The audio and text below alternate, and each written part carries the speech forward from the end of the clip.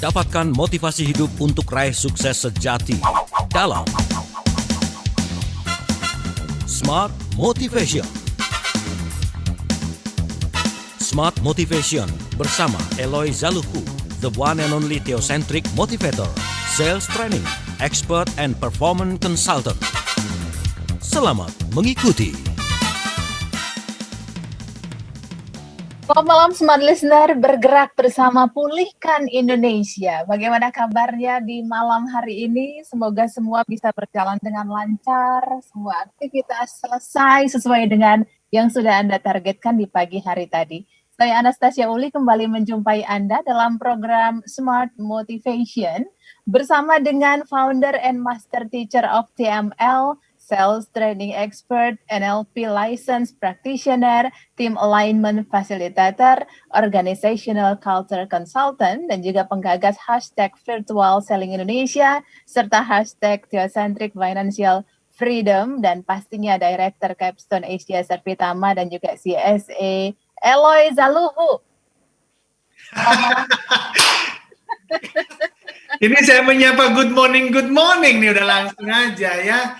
Nah ini selamat malam ya, betul, tetapi supaya tetap semangat saya akan menyapa semangat pagi semua listeners dan sahabatku dimanapun berada. Mbak Uli, thank you, Anda kelihatan terlihat segar sekali. Ya. Pak Elo, gimana kabar hari ini?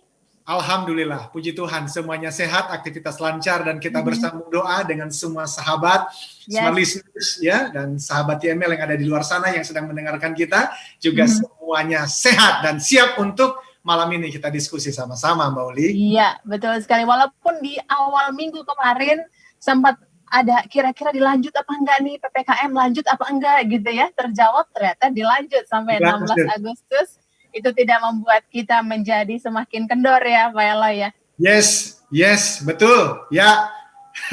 Tetap bisa berlanjut aktivitasnya, makin semangat, bahkan kalau kita perhatikan perbincangan minggu lalu apalagi. Kita sudah bahas secara detail bagaimana pandemi COVID-19 ini dan bagaimana kita sebagai seorang yang saat ini memiliki pekerjaan menemukan the why of work, begitu ya. Supaya semakin semangat lagi dalam pekerjaan kita masing-masing.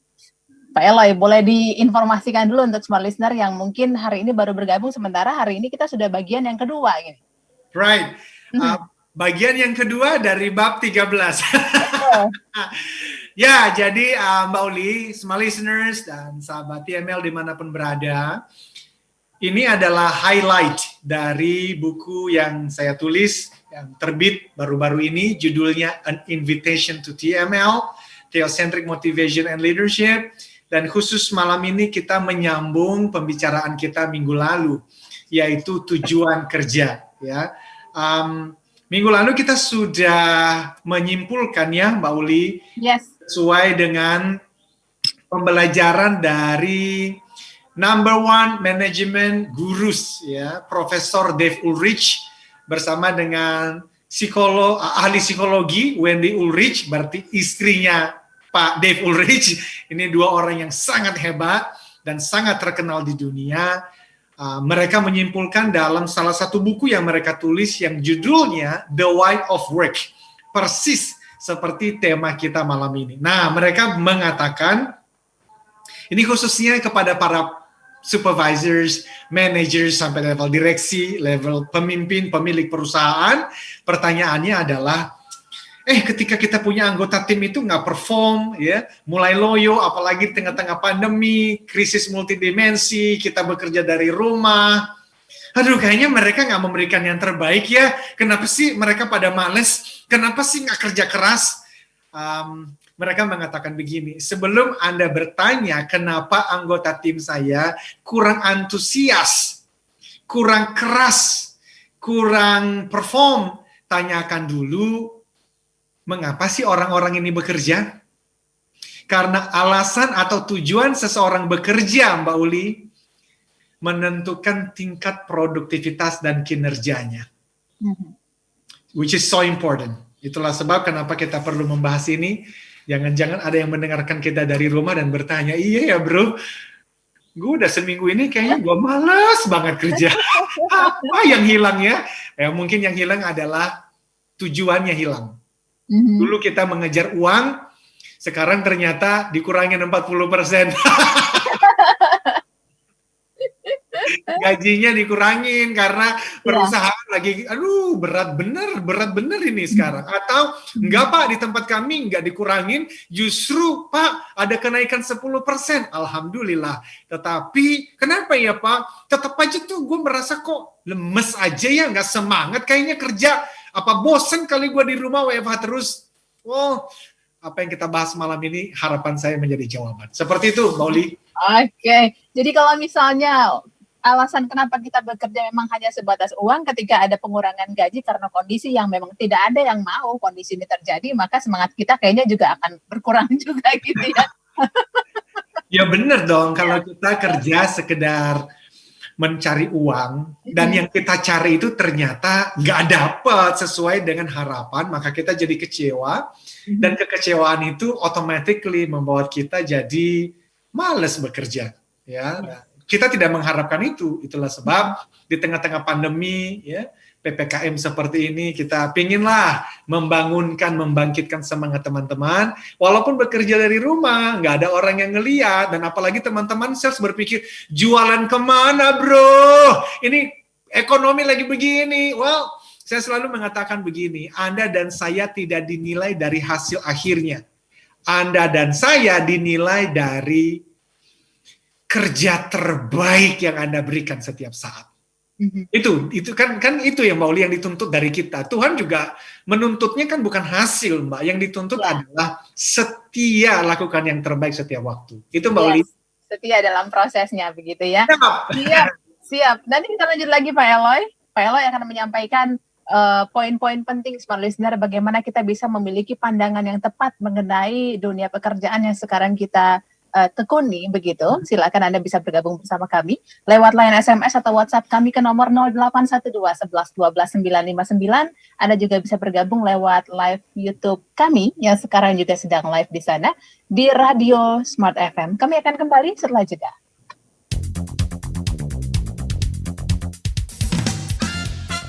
Smart Motivation bersama Eloy Zaluku. Smart Motivation. Eloy Zaluku, founder and master teacher of Theocentric Motivation and Leadership, kembali memberikan kesempatan kepada 25 orang terpilih untuk menjadi Certified Theocentric Motivator batch keempat tahun 2021.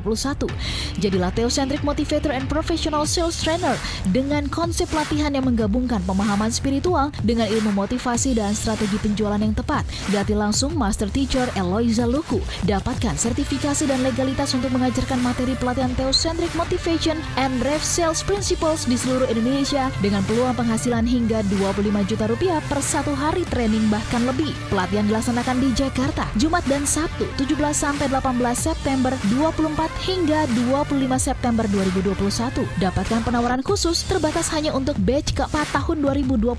Potongan hingga 80% dari investasi normal. Syarat dan ketentuan berlaku. Segera daftarkan diri Anda di 0818 0890 9199 081808909199. Be the next certified Theocentric Motivator and Sales Training Expert.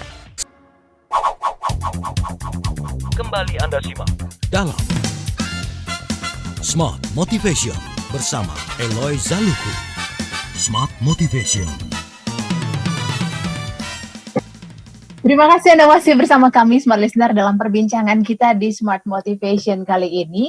Kita masih dalam rangkaian TML Highlights ya, Pak Eloy. Ya. Ini bagian yang ke-13, bab yang ke-13, dan part yang kedua. Yang minggu lalu kita bicarakan bagian yang pertama, gitu ya. Pak Eloy, saya ingat minggu lalu Pak Eloy bilang begini, kita itu lebih sering mencari what to do and how to do. Tapi why itu jarang sekali kita pertanyakan, begitu ya. Ini why ini sering ditanyakan sama anak kecil, Pak Eloy. Kalau kita minta mereka melakukan sesuatu, kenapa Mama? Kenapa Mama? Bapak, ya. Tapi kita orang dewasa menyetop itu. Tidak perlu banyak bertanya, lakukan saja, begitu kan? Kadang-kadang seperti itu, begitu ya. Kita belajar dari anak kecil ya, Pak Eloy. Betul sekali, Mbak Uli, dan itu sangat disayangkan. Tadi mengenai how, mulai dari what, how itu, lalu kemudian why, itu dari Simon Sinek sebenarnya, dan ya itulah yang akhirnya memicu saya juga untuk memasukkan itu di dalam buku ini. Karena when you don't know the purpose of a thing, kalau Anda tidak tahu alasan suatu barang diproduksi di pabrik, Anda akan menyalahgunakannya. Kalau Anda juga tidak tahu alasan Anda bangun pagi dan bekerja, Anda juga akan salah melakukannya. Karena itu purpose is everything. Termasuk kan dalam keluarga ya, Mbak Uli. Kalau ada yang menikah dan dia tidak memahami tujuan pernikahan, Yes. babak belur pasti babak belur. Bayangkan kalau ada orang yang menikah, lalu dia mencari kebahagiaan. Kenapa kamu menikah? Aku mau bahagia.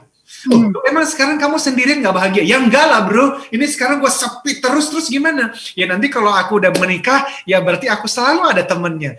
Siap-siap. Ya setelah 3 bulan, setelah 3 bulan babak belur dia. Iya. Karena kalau Anda tidak tahu alasan atau tujuan Tuhan membentuk namanya keluarga, babak belur. Tuh, jadi tujuan penting sekali. Yes. Baik. Nah, kita mau langsung saja ke bagian yang kedua nih, Pak Eloy. Bagaimana kita bisa mempelajari ini dari para pendahulu yang luar biasa itu ya? Silakan. Thank you Mbak Uli. Teman-teman, smart listeners dan sahabat TML dimanapun berada, ada 10 pandangan tentang makna dan tujuan kerja. Artinya apa? Ada orang-orang yang sebelumnya itu sudah mikirin beginian ini loh. Nah, ternyata saya baca, akhirnya nanti muncul menjadi Theocentric Motivation and Leadership seperti yang saya selama ini sampaikan. Nah, I don't know, apakah kita punya waktu untuk membahas ini? Tenang aja, bagi yang sudah punya bukunya, nanti silakan baca. Bagi yang belum, cari bukunya. Tapi mari kita lihat dari Plato ya. Ini filsuf dari Yunani. Beliau lahir tahun 427 sebelum Masehi, dan kemudian wafat ya 347. Beliau adalah murid dari Socrates. Nah, ini menarik, kita langsung kepada kesimpulannya. Ini yang dikatakan oleh Plato mengenai pekerjaan, bahwa bekerja nggak ada maknanya dan nggak berharga bekerja itu. Kenapa? Karena bekerja dilakukan sekedar memenuhi kebutuhan tubuh jasmani kita ini. Jadi bagi Plato, kerja itu untuk orang-orang yang tidak mulia. Loh, kok bisa begitu? Izin saya jelaskan sedikit ya, Mbak Uli. Karena begini, bagi Plato, manusia terdiri dari body, tubuh, dan jiwa, soul. Nah, hubungan antara body, tubuh ini, fisik ini, dengan jiwa, itu tidak berjalan baik. Karena jiwa pada dasarnya, Mbak Uli, itu ingin belajar, ingin mengejar kebenaran. Tetapi tubuh menghalanginya. Loh, kok bisa tubuh menghalangi? Karena tubuh itu membutuhkan makanan, membutuhkan minuman, membutuhkan pakaian, membutuhkan tempat tinggal, pemeliharaan lain, di mana semua itu menghambat jiwa untuk belajar mengejar kebenaran. Nah, karena itu dia bilang yang paling penting itu sebetulnya jiwa. Ya, dan gimana cara jiwa untuk bertumbuh itu melalui filsafat katanya. Ya, yang berujung pada kontemplasi dan perenungan. Ya, bagaimana itu kita gunakan pikiran dan perhatian penuh untuk memikirkan hal-hal yang dia katakan itu sifatnya kontemplasi, perenungan, filsafat. Karena dulu kan kalau kerja pakai fisik, Mbak. Jadi kerja di sawah, kerja di hutan, dia bilang itu nggak bermanfaat, itu tidak bermakna. Tapi harus makan. Maka kesimpulannya adalah kerja itu sebenarnya nggak ada maknanya. Jadi kalau bisa, udahlah, mendingan kamu pikirkan saja cara untuk orang lain bekerja untukmu supaya kamu bisa memikirkan filsafat. Itu menurut Plato, Mbak Uli. Itu menurut Plato ya. Kalau kita bersandar atau berpatokan pada apa yang dipikirkan oleh Plato, kayaknya kita langsung aja gitu ya Pak Eloy ya. Kita jadi, makanya kalau kita mengikuti Plato kan bangun pagi kita mulai berkat, kerja lagi. Gitu, karena apa? Kerja ini nggak mulia, ini adalah penjara bagi saya, ini siksaan, kita nggak mau dong. Maka muncullah muridnya Plato, namanya Aristotle. Nah, Aristotle mengatakan begini, bahwa ternyata kerja itu ada dua. Ada yang bekerja karena alasan necessity atau tuntutan, kebutuhan. Inilah yang disebut dengan productive life. Cara ini didasari oleh kebutuhan sehingga orang-orang dalam kelompok ini bekerja karena ya tadi itu keharusan. Tetapi bagi Aristotle ada juga orang yang bekerja itu karena leisure. Leisure itu kesenangan, freedom. Sebenarnya dia punya budak-budak yang bekerja buat dia. Tetapi dia tetap bekerja. Kenapa? Karena ya, dia senang aja bekerja. Maka akhirnya Aristotle itu muncul memberikan 3 pilihan. Pilihan yang pertama adalah orang bekerja karena secara keuangan begini, yang leisure tadi, orang bekerja secara keuangan sebenarnya sudah cukup, tetapi mereka tetap bekerja karena begini, mereka itu apa ya, mengejar pleasure dan mengejar kemewahan. Nah, bagi Aristotle ini pun tetap tidak mulia karena kebutuhan untuk hidup mewah manusia kembali direndahkan pada tingkat, dia menggunakan kata ini ya, tingkat binatang yang hanya mementingkan diri sendiri. Jadi banyak orang-orang waktu itu juga yang sudah punya uang, ada budak-budak yang bekerja untuk mereka, dan mereka mengatakan this is good, saya bisa sekarang senang-senang. Bagi Aristotle tetap itu adalah hidup yang tidak bermakna karena orang itu hanya mikirkan dirinya sendiri. Jadi bagaimana dong? Maka Aristotle mengatakan ada yang kedua, practical life katanya. Nah, apa itu? Ini adalah orang yang melakukan kegiatan politik di mana ia bisa melakukan hal-hal yang baik untuk masyarakat. Orang-orang ini sekalipun sudah meninggal nanti namanya masih diingat. Kenapa? Karena dia tuh punya waktu untuk berpolitik. Kenapa dia punya waktu untuk berpolitik? Karena ada orang-orang yang masih bisa bekerja untuk nafkahnya setiap hari. Tapi bagi Aristotle ini tetap kurang mulia. Kenapa? Masih kurang ya? Masih kurang. Kenapa? Karena tetap orang itu dituntut oleh banyak kebutuhan seperti teman berpolitik, dia butuh uang sebagai ongkos politiknya dan lainnya. Maka yang ketiga dia bilang yang paling bagus adalah contemplative life. Dia mengatakan bahwa yang paling penting kita mengejar pengetahuan yang semakin tinggi melalui kontemplasi.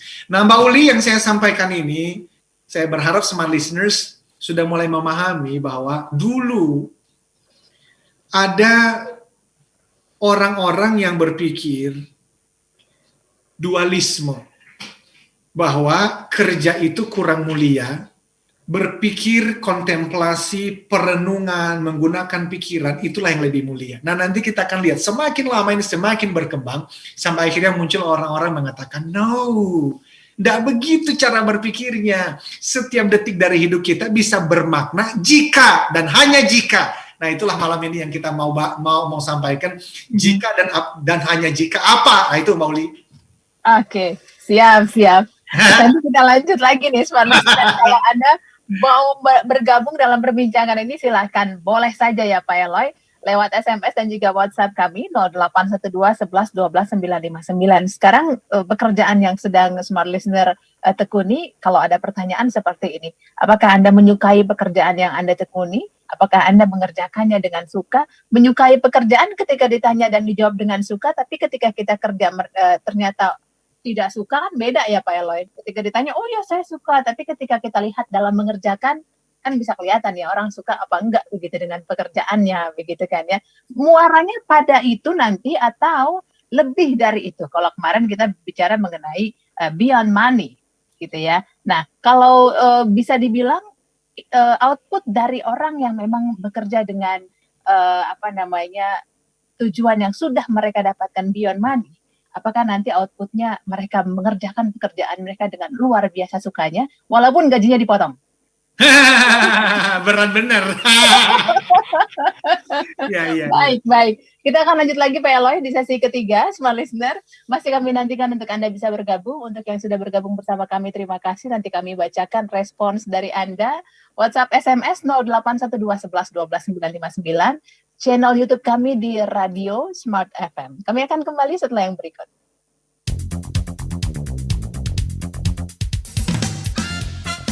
Smart Motivation bersama Eloy Zaluku. Smart Motivation.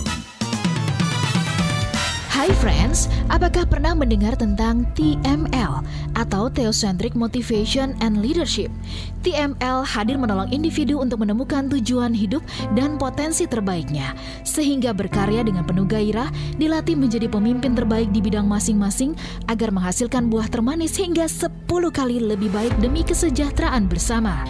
Eloy Zalluhu, founder and master teacher of Theocentric Motivation and Leadership, bersama para certified Theocentric Motivators, mengundang sahabat semua untuk bergabung dalam TML Community, komunitas untuk para simpatisan dan pecinta Theocentric Motivation and Leadership, saling mengenal dan menghargai, berbagi informasi dan peluang, peduli dan menolong, serta bertumbuh bersama. Ayo bergabung dalam TML Community. WhatsApp ke 0813-983-98127, 0813-983-98127. Follow Instagram TML Community, subscribe YouTube channel TML Community. Ukir jejakmu, love more, love all, and start from home. Kembali Anda simak dalam Smart Motivation bersama Eloy Zalluhu. Smart Motivation.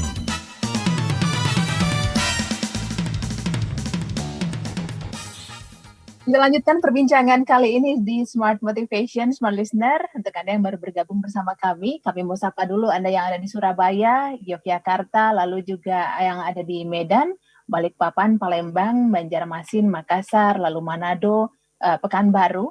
Anda yang mendengarkan melalui FM radio, lalu juga streaming dan aplikasi. Juga Anda yang mendengarkan dan menyaksikan kami lewat YouTube channel Radio Smart FM. Kalau punya pertanyaan atau kita berbincang di malam hari ini terkait dengan tujuan kerja, ini bagian yang kedua. Bagian yang pertama sudah kita bahas di minggu lalu. Silakan, Anda boleh silakan WhatsApp kami atau SMS kami di nomor 0812 11 12 959 atau tinggalkan komentar Anda di live channel YouTube kami Radio Smart FM. Kami tadi sempat berbincang mengenai apa yang disampaikan oleh para pendahulu begitu ya, Pak Eloy. Kita masih ada pada posisi ada dualisme begitu. Ya. Sepertinya yang satu lebih unggul dari yang lain. Ya. Silakan, Pak. Nah, kemudian kita masuk ya, ada Saint Augustine. Ini sudah mulai memikirkan tujuan kerja bukan lagi hanya sisi filsafat, tetapi sisi ketuhanan. Oke. Bagi Saint Augustine, yes, antara tubuh dengan jiwa itu memang berbeda, tetapi beliau memasukkan prinsip spiritual itu di dalam pemahamannya mengenai tujuan kerja, ketika beliau mengatakan bahwa untuk mencapai hasil terbaik dalam hidup, itu ada campur tangan Tuhan yang Maha Kuasa. Nah, memang Plato dan Aristotle tidak membahas itu. Kenapa? Karena mereka melihat dari sisi filsafat, sementara Saint Augustine bukan hanya filsafat, tetapi juga spiritual. Itu nanti dilanjutkan kemudian oleh Saint Thomas, ya, ketika beliau sebenarnya beliau ini sangat dipengaruhi juga oleh pemikiran-pemikiran Aristotle, tetapi pandangannya terletak pada di mana Saint Thomas menghubungkan pekerjaan dengan keberadaan Tuhan yang Maha Kuasa. Sehingga Plato, Aristotle murni filsafat, Saint Augustine, Saint Thomas itu sudah melihatnya bukan hanya filsafat, tetapi dari sisi spiritualnya. Kemudian dilanjutkan dengan Martin Luther, itu di abad ke-14 dan 15, ketika beliau kemudian menyampaikan pandangannya bahwa contemplative life, atau hidup membiara, menjauhkan diri dari pekerjaan sehari-hari, itu justru jalan hidup yang paling mulia yang dikatakan oleh Aristotle sebelumnya, tapi dia bilang justru itu dianggap sebagai penyelewengan dari, nah mulailah di sini ada kata calling, panggilan Tuhan kepada umat manusia, yang mana panggilan itu adalah ya kita bekerja, pekerjaan kita harusnya adalah bagian dari panggilan kita untuk bisa memberikan kontribusi bagi dunia yang lebih baik. Itu bagi Martin Luther. Dia bahkan mengatakan begini sebagai contoh saja. Sebagai orang tua, Anda terpanggil untuk memperhatikan anak-anak Anda dengan baik. Itu adalah calling. Sebagai guru, Anda harus menyediakan pendidikan bagi murid-murid supaya siswa-siswi Anda itu menjadi semakin pintar, semakin pandai, dan akhirnya mereka nanti menjadi pemimpin-pemimpin yang efektif. Itu yang dikatakan oleh Martin Luther. Terus sampai nanti muncul John Calvin. Dan Calvin mengatakan bahwa semua pekerjaan asalkan berkontribusi untuk kebaikan bersama, maka pekerjaan itu mengandung nilai religius. Tidak peduli betapa rendah dan hinanya tampaknya pekerjaan itu dari luar. Tetapi jikalau pekerjaan itu dilakukan untuk kebaikan bersama, maka pekerjaan itu adalah mulia adanya. Jadi, small listeners dan sahabatku sekalian bisa melihat ada perkembangan pemikiran. Nanti dari John Calvin sampai pada William Perkins yang menyimpulkan bahwa karena tujuan kerja adalah untuk mensejahterakan orang lain atau kesejahteraan bersama, maka jika seseorang menggunakan pekerjaannya hanya untuk kepentingan diri sendiri, yang penting aku dapat mobil baru, dapat jabatan yang tinggi, maka sebenarnya orang itu melakukan penyelewengan atau tidak sesuai dengan kehendak Tuhan yang Maha Kuasa. Itu Mbak Uli, jadi sampai di William Perkins itu sudah memuncak tuh. Itu pada abad ke-15 ya, 1558 sampai 1602. Harusnya kalau kita membaca sejarah, di situ kita sudah lihat bahwa kerja adalah ibadah. Bahwa apapun pekerjaannya, jikalau dilakukan untuk kebaikan bersama, untuk dasarnya adalah cinta kasih kepada umat manusia, maka pekerjaan itu menjadi mulia adanya. Demikian Mbak Uli. Oke, ini pemikiran-pemikiran mulai dari abad sebelum Masehi masuk ke sini gitu ya. Itu mengalami perkembangan. Janganlah kita balik lagi ke sana gitu ya, Pak Elo ya. Oh iya dong. Kalau ternyata kita sekarang hidupnya dualisme. Ya aku Senin sampai Jumat ya kerja, ya toh. Atau ketika nanti ada ibadah ya, ada panggilan untuk sholat, atau kita doa, atau kita ke gereja, maka itu berbeda dengan pekerjaanku di hari Senin sampai hari Jumat. Ya berarti ya kita nggak berkembang sebenarnya. Udah nggak ada lagi dualisme itu. Justru itulah yang kita mau katakan. No, every second of our life, setiap detik dari pekerjaan kita, dari hidup kita, harusnya itu dilihat sebagai ibadah. Dan kalau itu adalah ibadah, kita harusnya mengerjakan yang terbaik. Seperti itu, Mbak Uli. Siap. Nah, itu pertanyaan yang sekaligus menjawab. Tadi ada pendengar juga gitu yang bilang, iya kalau ditanya, kenapa kamu bekerja? Ya, tujuan pekerjaannya jawabannya adalah ibadah. Nah, teman saya ini bingung. Iya ya, apa aplikasi yang saya sudah lakukan begitu saya katakan pekerjaan saya adalah ibadah. Tapi dia mampu mengatakan pekerjaan saya adalah ibadah. Sebenarnya ya, kan ada perbedaan antara pemahaman di kognitif pikiran saja dengan pemahaman yang sudah sampai di hati. Kalau kognitif itu ya karena teman-teman dari dulu ngomong kerja adalah ibadah, ya aku ngomong kerja adalah ibadah. Tapi artinya apa gitu loh. Artinya itu ya itu beda. Kalau udah mengerti sampai prakteknya, maka dia tuh tahu sekali ya bahwa gini loh, Indonesia itu punya duta-duta di berbagai negara. Ada duta Indonesia di Singapura, ada di Australia, ada di Malaysia. Kita ini juga duta-duta Tuhan di tempat kerja kita masing-masing. Jadi cara kita senyum saja, cara kita duduk, cara kita berdiri, cara kita memperlakukan orang, semua itu adalah bagian dari tugas kita sebagai duta. Nah, kalau kita berbicara mengenai Tuhan, coba Mbak Uli, kalau Mbak Uli mengatakan Tuhan, apa sih yang muncul dari apa yang bisa dibayangkan? Tuhan itu apa? Yang digambarkan, Tuhan itu apa? Nah biasanya orang mengatakan apa? Maha pengasih lagi maha penyayang. Kita mulai dari situ aja. Nah kalau saya dutanya Tuhan, pertanyaannya adalah di tempat kerja aku mengasihi dan aku melayani tidak? Karena katanya Tuhan maha pengasih dan maha penyayang. Betulkah saya hidup mengasihi dan menyayangi? Jangan-jangan itu pun kita juga tidak lulus tuh. Karena kalau kita cinta dan kita sayang pada Tuhan, maka setiap pekerjaan yang dipercayakan kepada kita, kita akan take care. Kita akan jaga baik-baik. Kenapa? Karena kita tidak mempertanggungjawabkannya hanya kepada pemilik usaha atau bisnis itu, bukan hanya kepada atasan atau manajer atau direktur kita, tetapi kita tahu kita dikirim ke sini, ke tempat kerja ini, di detik ini, yaitu untuk memantulkan cinta kasih dari Tuhan yang maha baik tadi. Nah, bagaimana dengan hasil? Ya itulah yang seringkali justru membuat kita akhirnya putus asa. Aku udah melakukan yang terbaik loh. Aku udah mengasihi, aku udah memberikan yang terbaik loh. Tapi kenapa ya gajiku begini-begini aja? Malah akhirnya jabatanku diambil orang yang baru masuk kemarin. Ya memang berat sih. Karena nyatanya politik di dalam pekerjaan itu ada, namanya office politik, Mbak.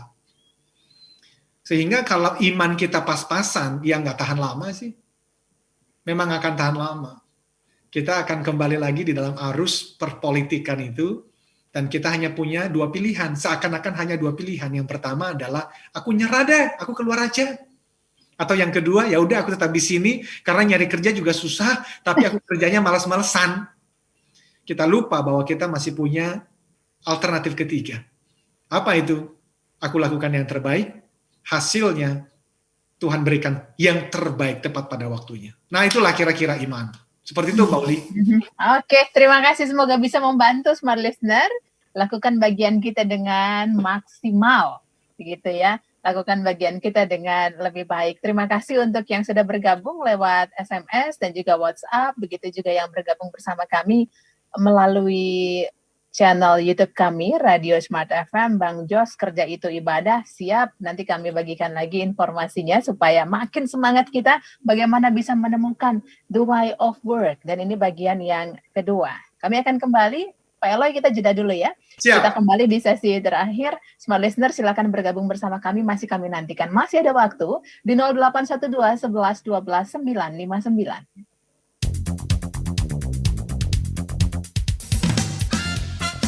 Smart Motivation bersama Eloy Zaluku. Smart Motivation. Eloy Zaluku, founder and master teacher of Theocentric Motivation and Leadership, kembali memberikan kesempatan kepada 25 orang terpilih untuk menjadi Certified Theocentric Motivator batch keempat tahun 2021.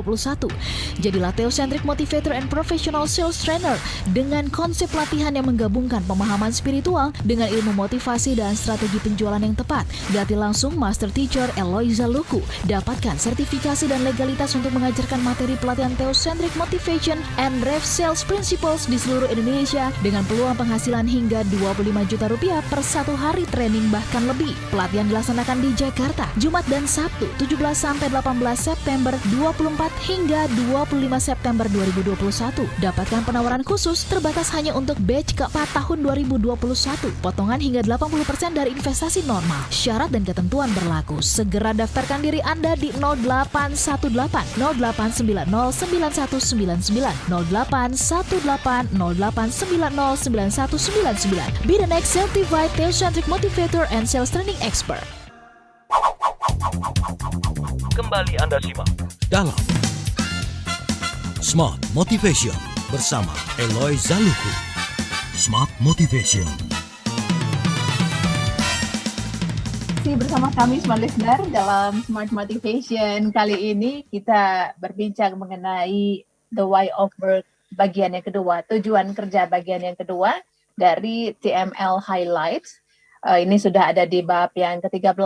Kalau sudah punya bukunya sih enak ya Pak Eloy ya, tinggal lihat begitu ya. Atau enggak, butuh tantangan juga. Justru itu ya, karena dari pengalaman ya, bertemu dengan teman-teman yang membeli buku-buku saya, dan juga buku-buku yang lain, membeli buku itu ya satu cerita, tetapi membacanya cerita lain. Justru karena itulah beberapa dari bab-bab itu belum saya bahas di Smart FM, dan saya kira ya saya bahas minimal teman-teman yang belum membeli bukunya atau sudah beli tapi nggak baca mendapat inspirasi. Seperti itu, Mbak Uli. Yes, baik. Ini tadi Pak Eloy sampaikan kita hari ini fokus pada pandangan tentang makna dan tujuan kerja. Tadi sudah disampaikan mulai dari yang mengacu pada filsafat, lalu masuk kepada memasukkan spiritual di dalam menemukan makna tersebut. Lalu yang terakhir kalau saya nggak salah memasukkan juga kemanusiaan begitu ya. Bagaimana bekerja itu bisa berguna untuk semua, bukan hanya untuk diri kita sendiri begitu ya. Yang berikutnya kita ke TML punya version atau masih ada lagi? Oke. Secara singkat, saya sebelum ke TML, saya ke J.R.R. Tolkien karena ini sesuatu ya pemahaman yang bagus sekali. Beliau itu adalah penulis novel. Ada 2 novel beliau yang saya tahu sangat terkenal, The Hobbit itu terbit tahun 1937 dan The Lord of the Rings. Ini banyak yang menonton filmnya harusnya. Nah, beliau menuliskan sebuah kisah pendek berjudul Leaf itu daun. By Nigel. Buku ini mengisahkan seorang pelukis. Jadi dalam kira-kira 3 menit saya akan rangkum dan kemudian nanti kita akan jawab bila ada pertanyaan atau kita tutup ya. Jadi Mbak Uli, di dalam buku ini Tolkien itu berbicara mengenai seorang pelukis dan di situ dia memberikan nama pelukis itu Nigel ya. Jadi Nigel harus melakukan perjalanan panjang ya, tetapi ia tidak ingin pergi sebenarnya. Bahkan ia tidak menyukai keseluruhan ide untuk pergi itu. Tetapi ia tidak bisa meloloskan diri. Nigel terus-menerus menunda, tetapi ia tahu bahwa ia tidak bisa menghindari perjalanan ini. Ini kan novel ya. Kemudian Nigel memiliki sebuah gambar khusus yang dicoba untuk dilukisnya. Dia seorang pelukis. Dalam benaknya ada gambar sepucuk daun, kemudian keseluruhan pohon. Jadi ada daun dan seluruh pohon. Dalam khayalan Nigel, di balik pohon itu suatu negara mulai terbuka. Dan akan ada kilasan-kilasan di mana hutan berbaris di atas daratan dan gunung-gunung yang puncaknya tertutup salju. Ini adalah imajinasinya Tolkien tentang Nigel yang adalah seorang pelukis. Nah, Nigel kehilangan minat suatu hari, kehilangan minat untuk semua gambar itu. Justru dia berhenti melukis. Nah, suatu kali dia itu akhirnya jatuh sakit dan meninggal dunia. Wah, waktu dalam perjalanan meninggal dunia itulah dia meronta-ronta karena dia bilang, aku nggak mau meninggal dulu. Ini lukisanku belum selesai. Tapi memang waktunya udah tiba, ya udah akhirnya dia meninggal. Nah, waktu sampai di surga, ini ceritanya nih. Dia itu dihakimi dan ada 2 malaikat. Malaikat yang pertama mengatakan, tuh kan Nigel waktu dulu di dunia itu lihat tuh hasil kerjanya payah banget. Itu daunnya aja nggak beres-beres, boro-boro beres pohon. Daunnya aja nggak beres kok. Udah nggak usah masuk surga. Tapi ada satu malaikat yang baik yang membela Nigel. Malaikat ini mengatakan, jangan salah lu. Dia itu justru sangat teliti di dalam melukis. Dan dia waktu di dunia baik loh. Lihat tuh, dia jatuh sakit kan karena dia membantu temannya ke rumah sakit dan seterusnya. Akhirnya mereka sepakat, ya udahlah. Udah boleh masuk surga, tapi taruh aja di pinggir surga aja. Nah, kemudian hebatnya Tolkien di dalam novel ini, dia menceritakan suatu hari, Nigel bangun dari tidur. Dan dia kaget, karena ternyata waktu dia jalan-jalan di surga, di pinggir surga itu, dia melihat ada satu pohon yang persis seperti yang pernah dia bayangkan di dunia, dan ada daun yang waktu di dunia belum selesai dia kerjakan, ternyata di surga sudah selesai. Jadi dia bingung, kok bisa? Siapa yang kerjain gitu ya? Siapa yang mengerjakannya? Nah, ini adalah kesimpulan dari Tolkien.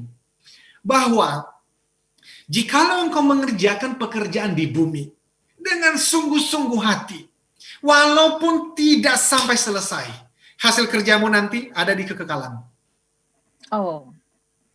Loh, pertanyaannya terus siapa yang mengerjakan itu? Ada orang-orang lain yang Tuhan panggil untuk menyelesaikan hasil kerja yang agung ini. Jadi teman-teman, kalau Anda ya di tengah-tengah pandemi, bekerja dari rumah, Anda sudah mengerjakan satu proyek dan ternyata Anda mengatakannya atau teman Anda mengatakannya gagal, jangan terlalu putus asa. Selama Anda mengerjakan, memberikan yang terbaik, Niatnya adalah to know God and make God known. Bahwa hidupku ini adalah untuk mengenal Tuhan, ya dong. Lalu untuk melayani Tuhan, menyembah Tuhan melalui pekerjaanku, maka Anda boleh yakin hasil karya Anda itu seburuk apapun menurut orang lain, Tuhan hargai dan itu nanti ada di kekekalan. Lakukanlah itu. Karena kita nggak tahu ya Mbak Uli kapan nafas ini masih ada bersama dengan kita. Iya. Ada banyak teman-teman yang sudah mendahului, tapi kalau malam ini kita masih bisa talk show, itu artinya apa sih? Cuma ada satu alasan. Masih ada pekerjaan, masih ada satu karya, masih ada satu daun yang kita harus lukis. Lukislah. Berikan hasil karya terbaikmu. Apakah nanti lukisannya beres atau tidak? Nggak usah terlalu dipikirin. Nggak usah terlalu dipikirin. Karena kalaupun nggak selesai dan kemudian kita dipanggil pulang, Tuhan akan kirimkan pengerja-pengerja lain untuk menyelesaikannya. Supaya nanti di surga teman-teman melihat, oh man, ternyata hasil karyaku itu ada di sana. Itu Mbak Uli. Oke, wow. Luar biasa. Siap, 86. Kisah-kisah seperti ini yang kita perlukan ketika motivasi lagi down ya kan Pak? Sangat Mbak Uli, sangat. Dan itulah inti daripada theocentric motivation and leadership. Bahwa bekerja adalah ibadah, lakukan segala sesuatu seperti Anda melakukannya untuk Tuhan dan bukan untuk manusia. Dan dengan tujuan to know God and make God known. Maka setiap karya Anda sekecil apapun itu berharga di mata Tuhan dan tersimpan di kekekalan. Oke, kita mau sapa dulu satu persatu smart listener yang sudah bergabung. Silakan. Terima kasih Anda sudah bergabung bersama kami. Jai, terima kasih masih terus setia bersama kami. Sukses untuk Anda, salam sehat juga. Lalu Bang Yos bilang, saya melakukan pekerjaan saya dengan sukacita, totalitas katanya. Semoga berkah hasilnya. Amin. Lalu juga saya mau sapa, sama nama kita ya, Anastasia di Jakarta Timur, di Cibubur. Wah, banyak nih Pak Eloy poin-poin yang disampaikan. Ya. Yang pertama, saya bekerja untuk memenuhi kebutuhan hidup yang pertama. Sarana belajar, upgrade diri, jadi lebih baik, melatih daya ingat, keseimbangan otak juga katanya. Sarana bersosialisasi, bergaul, memahami personality masing-masing individu, juga sekaligus keseimbangan hidup untuk terus mengembangkan diri. Saya pikir ketika kita tanyakan untuk pertanyaan ini, masing-masing orang punya pertanyaan tersendiri juga ya Pak Ella ya. Apa tujuan dan makna hidup, apa tujuan dan makna pekerjaan yang Anda kerjakan saat ini begitu ya? Tepat sekali Mbak Uli, dan semua kalimat Mbak Anastasia tadi itu betul, karena memang di dalam bekerja, itu kan kita bersosialisasi, mengasah pikiran kita, dan memang harusnya begitu.